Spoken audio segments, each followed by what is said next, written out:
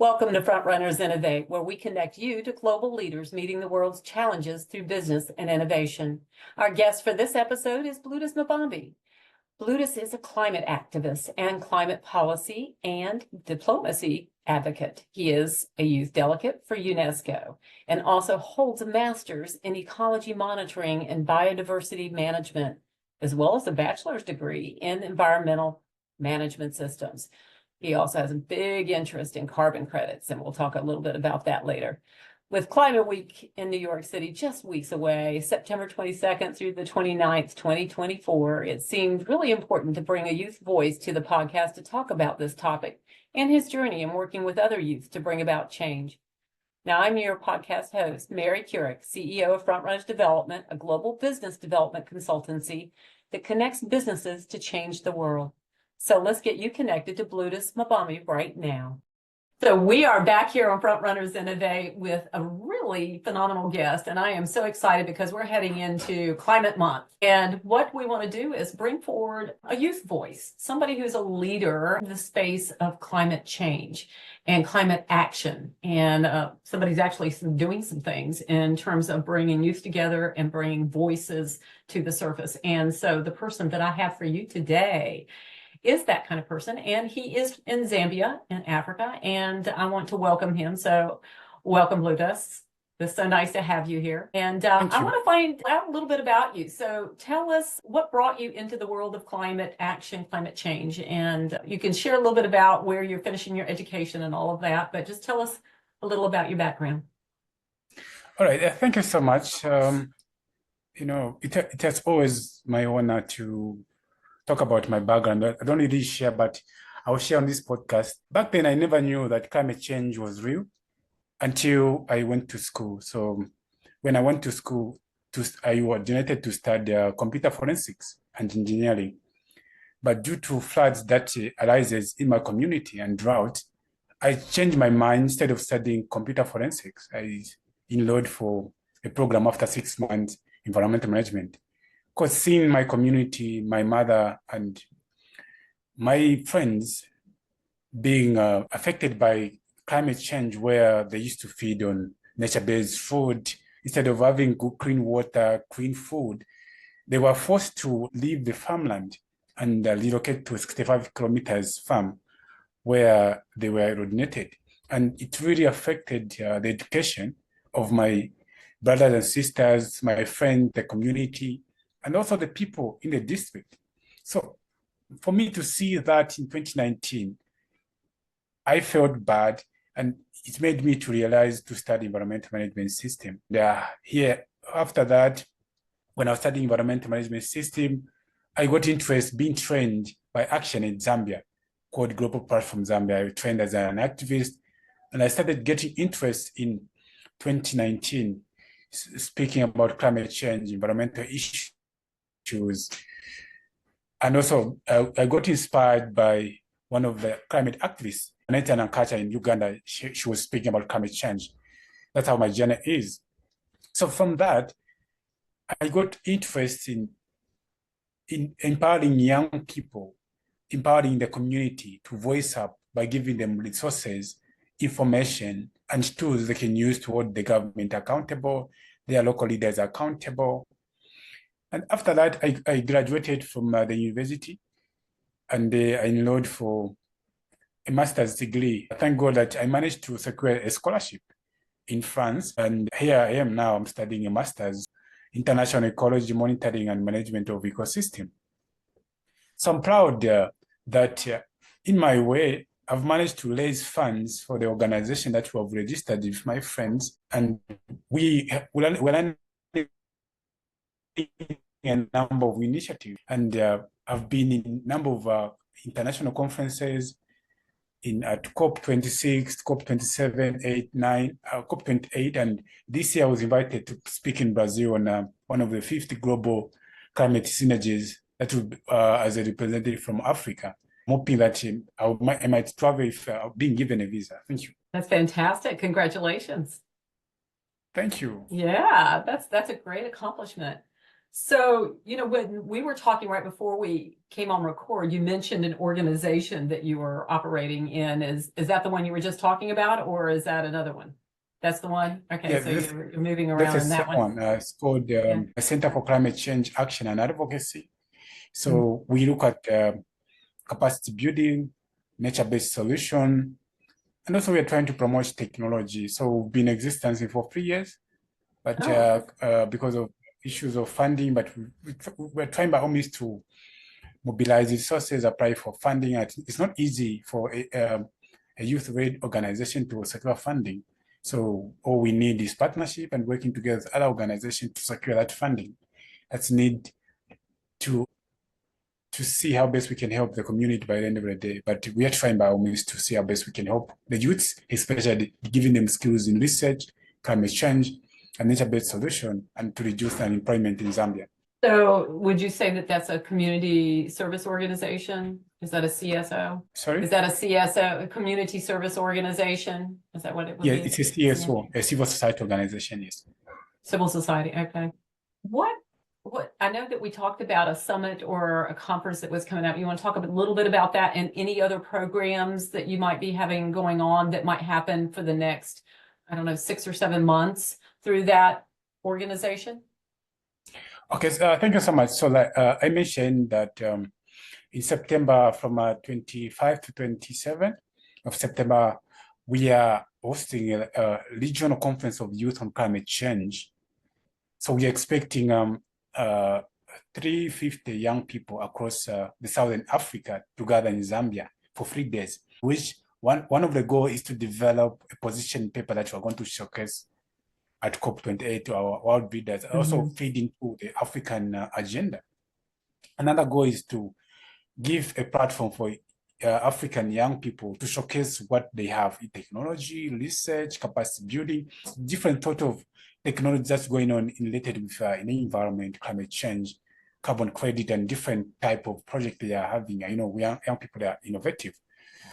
And also another project that's going on is we are doing a project called Yes Project, a youth climate project, empowering school ongoing children, pupils. We call pupils in rural areas called Tezi. It's a well-reached natural rural area, and we have amazing young people from the age of 14 to 20.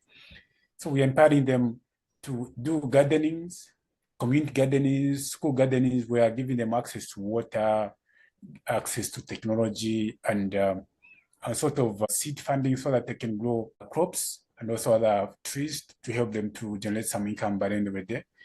And recently we received a call from a UNESCO school that's been given some funding that we're going to implement in another rural area in Southern Province to give the community the clean water that they need to have by the end of the day. So how are So you we're doing the happy, clean Moran, to see water how. yeah.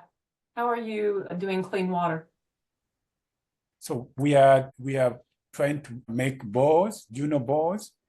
Yes. We are trying to drill bores. So I even forgot to mention that Zambia for a year it hasn't received enough the rainfall or water, and Zambia is going through a drought crisis since last year. There's no water in Zambia at this time right now. And most of community are suffering because there's no staple food where they can access. The price of staple food is so expensive. There's no water. There's people that can't access electricity for 2 days, 3 days. So the business are going down. So it's really hard for the community to adapt. So we are trying by all means to give them access water, to dig dams, to drill bore in the rural areas so that they can access clean water by the end of the day. And you have funds for that? Because I know it's not cheap to do that. So we are receiving funds in the incoming 2 months, likely in November, that we are going to give the community clean water in one of the districts in Zambia. Do you have a framework for doing those projects? Because if you don't, I have someone for that. Yeah. We have a team we developed a framework. Actually, we are working with UNESCO HQ and also the Ministry of Green Economy and also the Ministry of Education under UNESCO, so that we are be working together to implement the project in the sphere of the rural area. Yes. All right. And my network is the woman that's called the Water Lady, and she is tied into the United Nations. In fact, together, she and there's a group of us, but she's the one that's leading the pack, doing a science summit with the United Nations coming up in a couple of weeks. And so she's the connecting point, and she started out her projects in Zimbabwe because her family roots are there. But boreholes is something she's very familiar with, and it's a nonprofit. She raises money to do these projects around Africa particularly. And sometimes it's a hit and sometimes it's a miss. It's just a matter of trying to do your best homework about where to drill, right? Where to dig these things. But if you have the framework for that, and if you felt like you needed another expert that's tied into the UN in some way, I'm sure she would be more than happy to have a conversation with the group to see if there's anything that she can do to be of some help and some support there, because she does have a team in Africa that works with her. So, yeah. Thank you so much for definitely. Yeah, you're welcome. So let's talk about where you're headed now. I mean, you've got some things on your plate for the next several months to the end of the year with events and yourself speaking. And then when do you go back to France for completing your education, or do you need to go back there? Do you do this remotely, or do you go? So I need to go back to France in September, but due to financial difficulties, I'm unable to travel, also due to visa issues. So I'm still waiting for my visa and trying to raise funds for my air ticket accommodation so that I go back to France. But away from that, as I wait to figure out how best I can look for the resources, also the visa, I'm still open for conversations to speak on high-level conferences, to facilitate some program on climate change-related issues. And also, I'm open to work online as a student myself, what supposed to be done by the end of the day. You need to support yourself. So as we approach COP9, I'm open to speak, to share my story, to share the Zambian community issues they are going through, especially drought that the president of Zambia declared as a national emergency disaster. So I'm open to share the conversation, and the matter of fact that 85 districts have been affected without clean water, food, and also teenager pregnancies, and young people, they can't even access good education because there's no food, there's no water. So I'm open to speak on the Zambian young people's sphere to give them a platform to mobilize the resources for the community that they need by the end of the day to solve issues. And I'm open for sort of opportunities, and I'm open for collaboration, and also to lobby for a space where we can showcase our work as Zambian community across the globe. Yeah. If you had to pick a location in the world that you feel like your message really needs to be heard, is there a particular place or stage that you feel like would be ideal for you? Yes, of course. Where our message need to be heard, especially, I think for now, United States of America. Because the reason why I say the United States of America, because Barack Obama has been my inspiration since I was young, and the current vice president. You're still young, by the way. Yes. And the vice president has been my inspiration. I met her last time. She came to Zambia. Is that right? My message need to reach the United States of America, to reach funders, to reach the young people that we can work with and collaborate and have a collective message to reach the world leaders across the world. Well, hopefully we're giving you that opportunity to reach some ears today. And I just applaud you for all the good work that you're doing, and you keep at it. We'll see what we can do about moving you forward. I've got a few names here. So, this is what we do, is try to kind of connect people forward. So Blutus, I am really proud of you, and I hope you get to finish your education in the way that you want to, and hit that stage running, because people like you're exactly what we need in this world, and we need more of you. We need to clone you. We'll keep connecting people like you forward so that we can kind of get that next generation or two of folks moving in the right direction. So Thank you so much. I appreciate that. So stay with me, and I'm going to say goodbye to everybody else here. If you heard this, if it moved you, do what you can to help out. If you need to reach him, you can reach him directly. We'll make sure we have his LinkedIn profile or something. You can connect with him, or you can connect with me, and I will connect you to him. But in all cases, stay with us, Blutus, and goodbye to everybody else. Thank you for joining us for Front Runners Innovate. Bye-bye. Thank you so much for listening.